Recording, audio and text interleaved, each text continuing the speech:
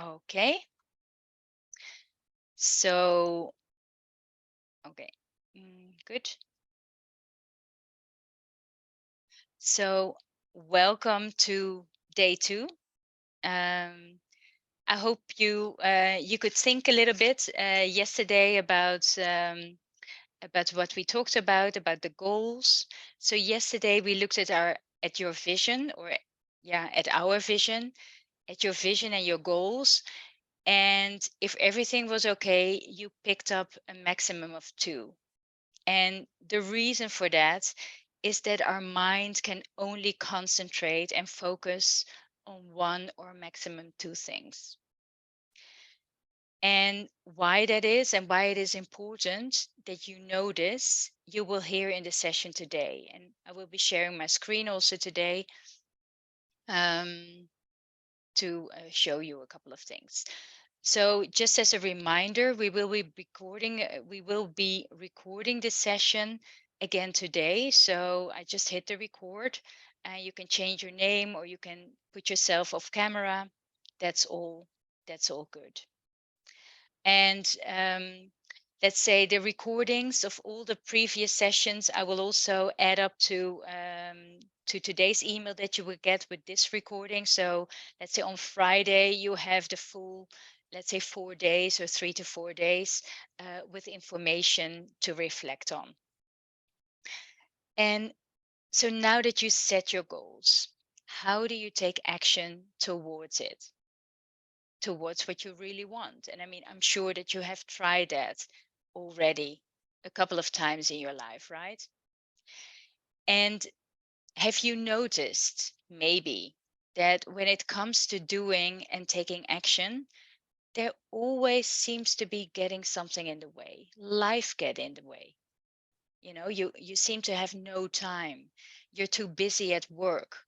There's the kids to take care of. You have family members that need your attention.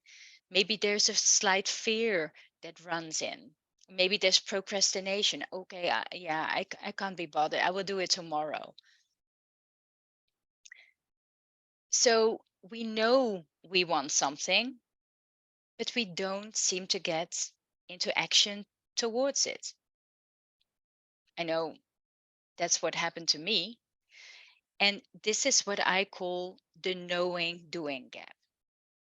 Because you know what you want to do. Why can't you do it? It seems to be so simple, but it is a source of frustration for so many people, if not for all people. So, why are we doing things we don't want to do? We get results we don't want to get, and we keep on doing them anyway. We keep on doing them. Why? Why is that? Why are we often sabotaging ourselves? And what I am about to share right now is information that I personally haven't found anywhere else. And this information will solve a problem for you. And Bob Proctor, my mentor, showed it to me for the first time. And for me, it was like, what? It was such an eye opener. And it really took some time uh, to get it all in. And this is all the more reason I want to share it with you today.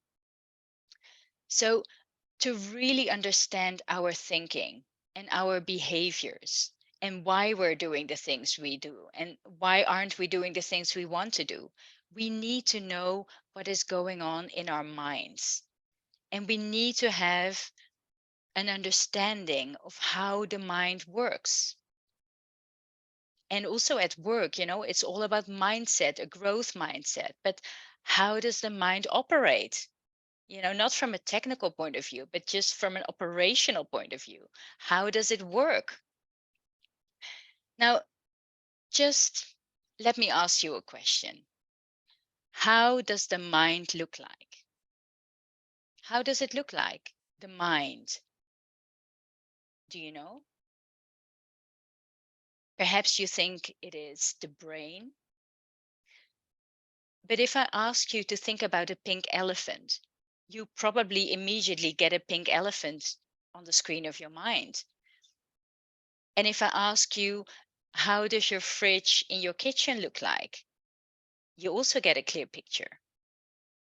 And also, if I ask you to think about a beautiful, warm, sunny day and you're at the beach and there's sand under your feet and you're sipping a lovely cocktail and the sky is blue and you hear the ocean waves, you can also get it on the screen of your mind. So it is so much more than just your brain. And the mind, understanding how the mind operates also creates order in our own minds because we think in pictures and images.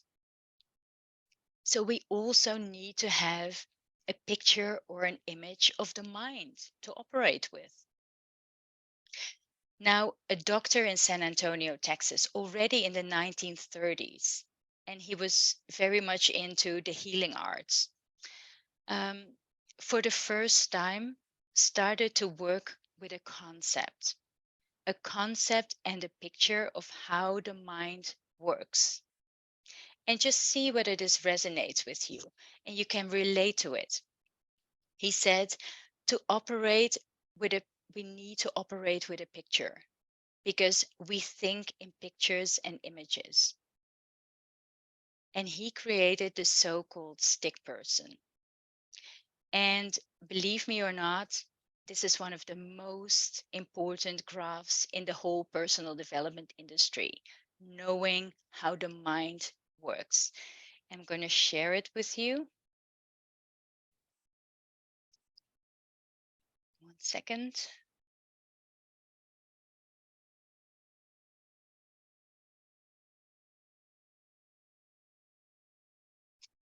Let me see how I can do that. Oh, where's the picture there?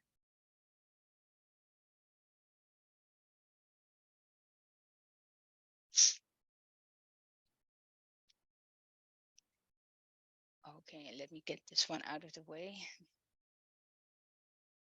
All right. So what he said, there are two parts of the mind. And of course, I know um, psychologists, scientists, psychotherapists, neuroscientists will probably say, there are many more parts of the mind. But for our understanding, we just work with two parts of the mind. And this is called the stick person. Um, oh, so one part is the conscious mind.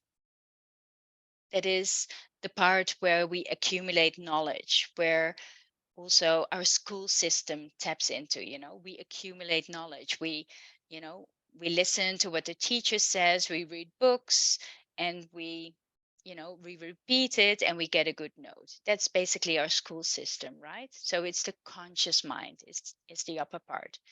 And then there's the subconscious mind. That's the emotional mind. Now, let me ask you, um, what do you think percentage wise in our daily activities? How much percentage of our daily activities are conscious? And just, put a percentage in the chat. What do you think percentage wise of our behaviors, our daily work, or our daily things is conscious behavior? See, 25, 20, 40%, 3%, 50%, 50%, 60%, 20%. Okay. So it's averaging around 20, 30, 50, up to 60. And then we have Gavin who has a 3%. Okay. Then let me get stop my sharing. You don't see it anymore? No. Okay. Good. Well, behavioral scientists have researched and came to the conclusion that only 5 to maximum 10% of our daily behavior is conscious behavior. Now let that sink in. So Kevin, you are right. I know you're right. Which means that 90 to 95% of our daily behavior is subconscious. That means we are acting, but also thinking without giving it any conscious thoughts. You can basically say we are running on autopilot all day, most of the days. So we are operating based on our habits, our habitual ways of thinking and doing things. I mean, we all know, you know, we brush our teeth and we have a certain ritual when we get out of bed. We brush our teeth always with, a specific hand. We don't give it any attention. But it's all running like this. And I mean, if it's real behavior, it's easy to see, but it's also our thinking. I thought this was a shock. I thought it was a complete shock when I heard this. We are running on autopilot. And you can also imagine, sometimes you drive a car and you want to go from A to B, and you're driving and you think about something and you put on some music, and all of a sudden you end up being at point B. And you think, how did I get here? I mean, that's an autopilot. So now, how did this come about? The conscious mind, the subconscious mind. And I invite you to listen to Bob Proctor. And as he explains how paradigms are formed and why we take action or not. Because it has to do with our emotions, our feelings, and our vibration. The subconscious mind, remember, is the emotional mind. So let's have Bob on. It will take about 7 minutes.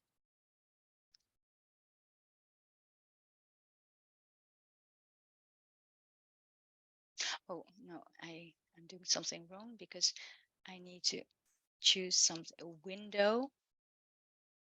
Share sound. Okay, I hope this works. And I'm going to take you back a little Can you in hear time. it? There's no PowerPoints. There's no great technology. I'm going to use a flip chart because I want this to be in real time, and I want to explain something to you that not many people really understand. I want to talk about the law of attraction. Do you know that the law of attraction is always working? It's like the law of gravity. If I let this go, it's going to go down. It's never going to go back up. It's going to go down. That is the law of gravity. Anything heavier than Earth is attracted towards the center of the world. Well, the law of attraction is always working. Now, how does it work? Well, I use a diagram to explain the mind. Now, let this circle represent your mind. And let this little circle here represent your body. Now, I want you to think of this for a moment. Your body is a molecular structure. This is a massive energy and a very high speed of vibration. If you looked at your body through a microscope, you'd see that energy dancing right before your eyes. And here's something that'll keep you thinking for the next 20 years. When you move out of it, the body does not stop moving. If you go to a funeral parlor and pick up the remains and look at it, you will see it moving. And if it wasn't moving, how would it ever change to dust? You move into your body and you will move out of it. And it's how you use your mind that's going to dictate the vibration you're in. Now stay with me. You have an imaginary line right across here, and that separates the conscious mind from the subconscious mind. Now the subconscious mind has been programmed. When you were a little baby, this is the way it was. So just like this.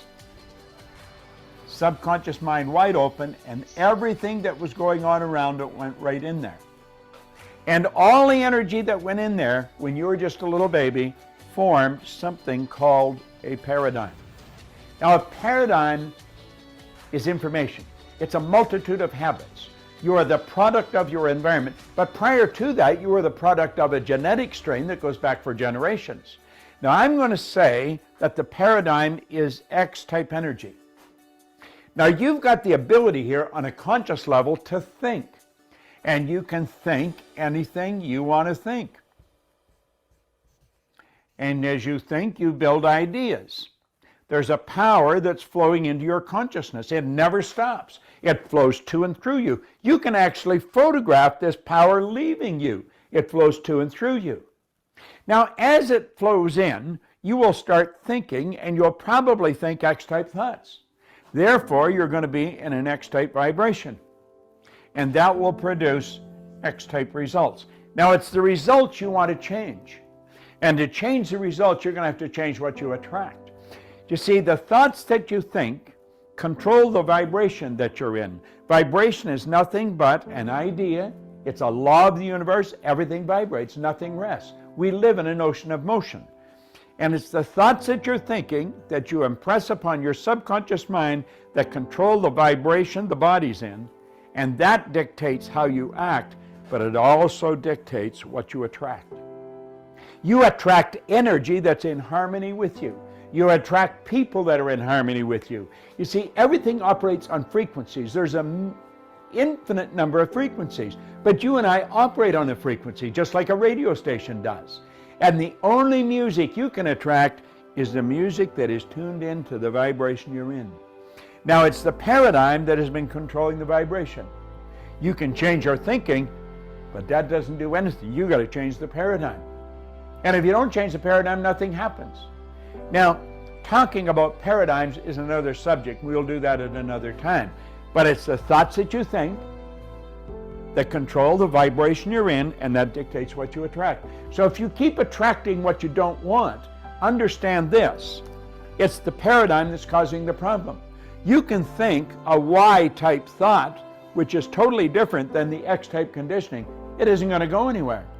Because when you go to get emotionally involved, and this is the emotional mind, when you go to get emotionally involved with that Y-type thought, the paradigm will kick it out.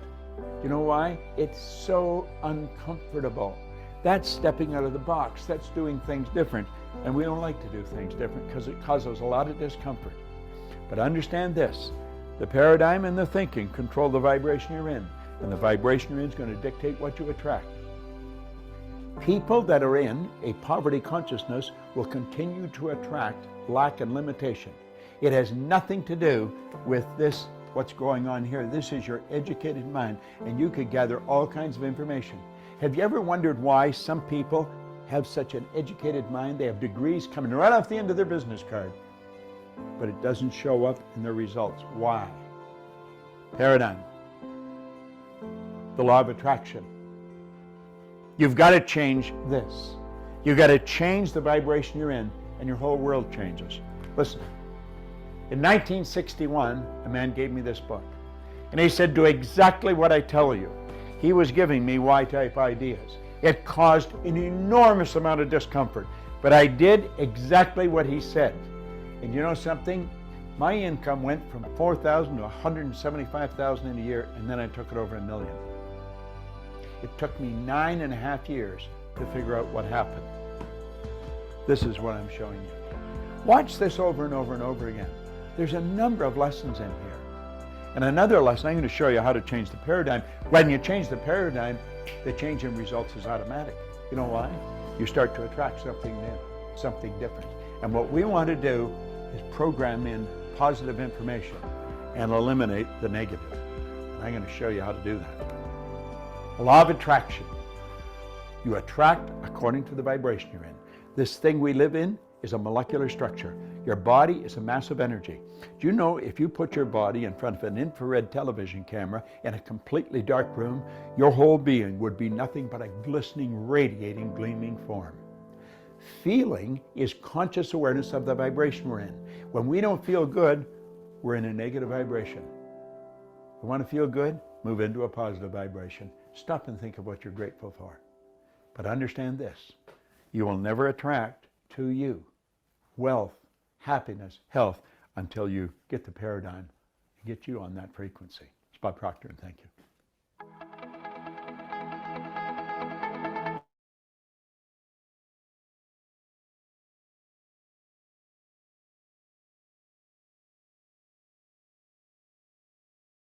Oh, sorry. So, so, well, uh, it was maybe a little bit much, but it's so true. So listen to it or look at it um, a couple of times, because when you really understand what the paradigm is, which is a multitude of habits that, it's like a programming. And if you compare it to a computer, it's like a code. And over time we accumulate virus code. So sometimes you just need to, you know get some of these programs run through it, to get it cleaned up again. And this is exactly what this is about. So the point is really that you don't have to know more. You don't have to accumulate more knowledge to do this, to make things happen in your life. You just need to apply and work with what you have and change your programming, change your paradigm. And you need to unlearn what is no longer serving you. And you need to relearn what is serving you. And you have probably heard that before, also in discussions on transformation. I mean, if we're talking about transformation, this is it. It is changing your paradigm, changing your habits, changing your habitual ways that are no longer serving you. And what is good about it is that the same way that we have maybe formed bad habits, we can also form good habits. And what we need to do is to rewire our brain for that. And it's called neuroplasticity. But it goes a bit beyond to what we're discussing here. But because our programming is hardwiring our brain. Our brain is hardwired for the familiar. And that is why it's so hard to change our current habits. So Bob also mentioned something about practice. You can repeat things. Because the same way the programming has come into your life is because it was repeatedly said to you or repeatedly done until it became a habit, until we became hardwired with it in our brain. And that same way, this repetition, we can also change our wiring to something, serving us better, to better habits. And this is not hard work, it's not pushing harder. It really requires something else, and that's the will to do it, the will to change, and the consistency of doing things over and over again, repeating it. So, and that is what is called practice. So, let me show you how it feels to change a habit. Maybe just fold your hands in the way you're used to. Just fold your hands. And then you open them up and, tilt them. So my hands usually are with my left thumb up and the right thumb below. So you can see that what is with you also. Now you do it and you tilt it until the right thumb is up. And that feels weird.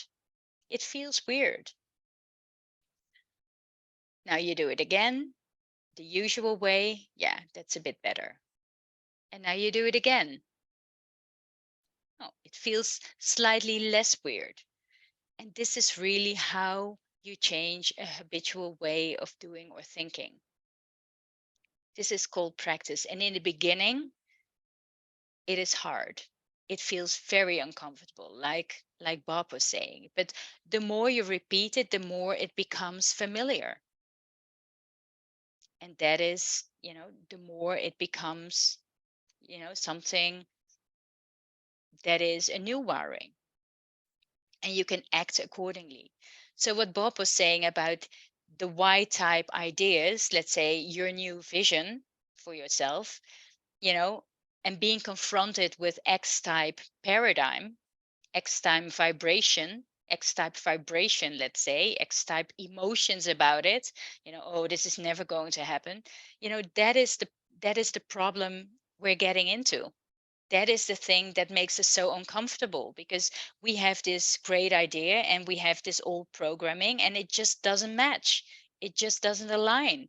So what happens is that your body, so you're not going to act upon it, because you're either overwhelmed or you're not unclear, you're fearful, you know so that makes you not act. Because what we can also say is the body is an instrument of the mind. And because the subconscious mind is such a big area, we can also say the body is an instrument of the subconscious mind.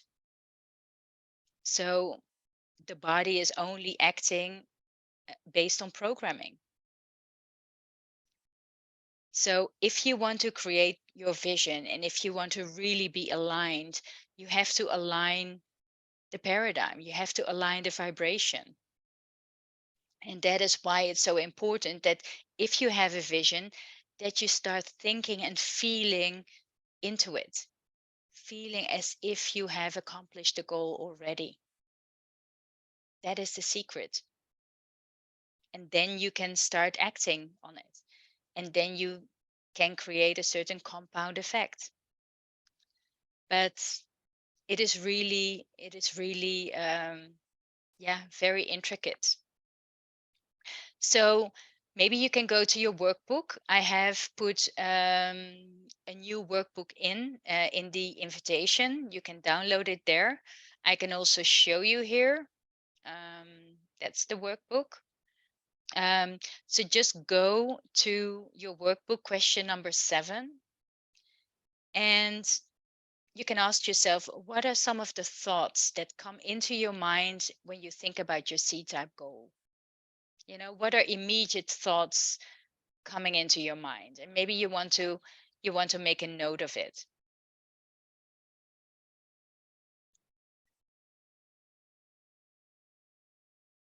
So you can download or you can put on a piece of paper.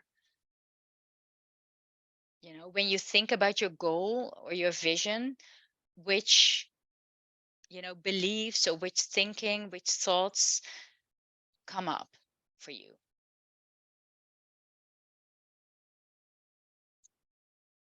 And maybe just take a minute, for a quick brain dump. 1 minute, quickly brain dump of all the thoughts or the things that come into your mind that are negative, let's say, that are non-productive.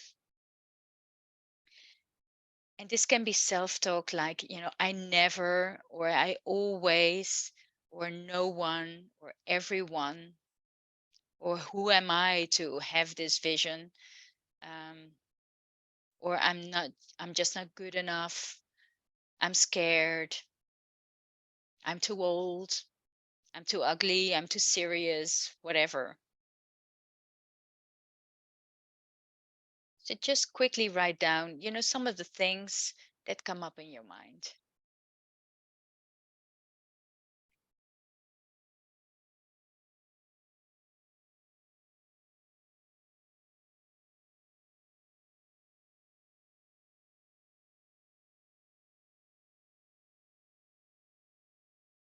So, yeah, time is up.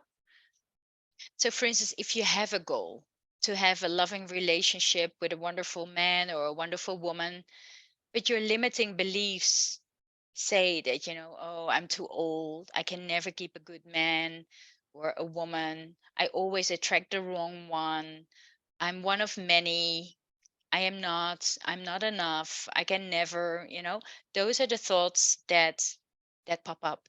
Those are your programming, and they're not productive. So also go to question number,